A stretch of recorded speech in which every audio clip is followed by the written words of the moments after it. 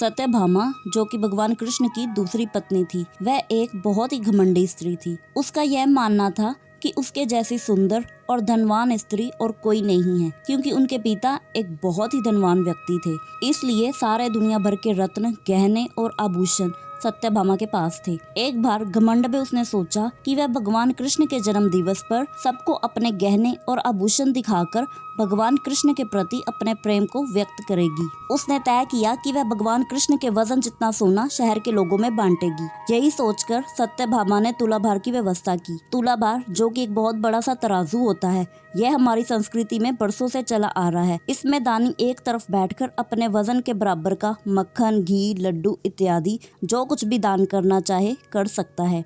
भगवान कृष्ण के जन्म दिवस पर सारे शहर के लोग महल में आ गए थे। सभी के सामने सत्यभामा ने भगवान कृष्ण से तराजू में एक तरफ बैठने को कहा। लोग बहुत प्रभावित हुए, किंतु भगवान कृष्ण पर सत्यभामा के घमंड के कारण इन सब का कोई असर नहीं था। वह जाकर तराजू के एक पल्लड़े पर बैठ गए। सत्यभामा को भगवान कृष्ण के वजन का भली भांति ज्ञान था। उसने पहले से ही उनके वजन जितना सोना तैयार रखा था। उसने तराजू के दूसरे पल्लड़े पर सोना डालना शुरू किया।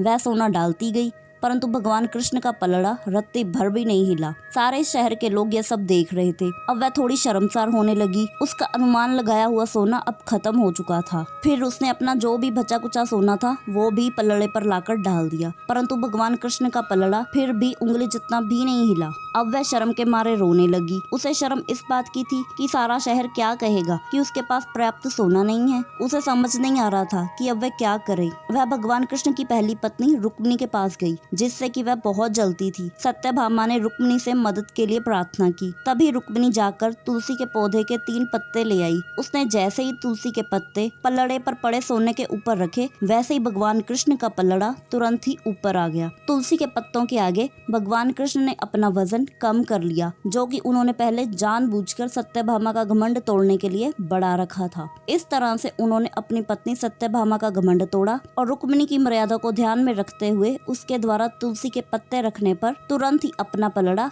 ऊपर उठा लिया। ऐसी और मजेदार वीडियोस के लिए वीडियो को लाइक और चैनल को सब्सक्राइब करना बिल्कुल ना भूलें।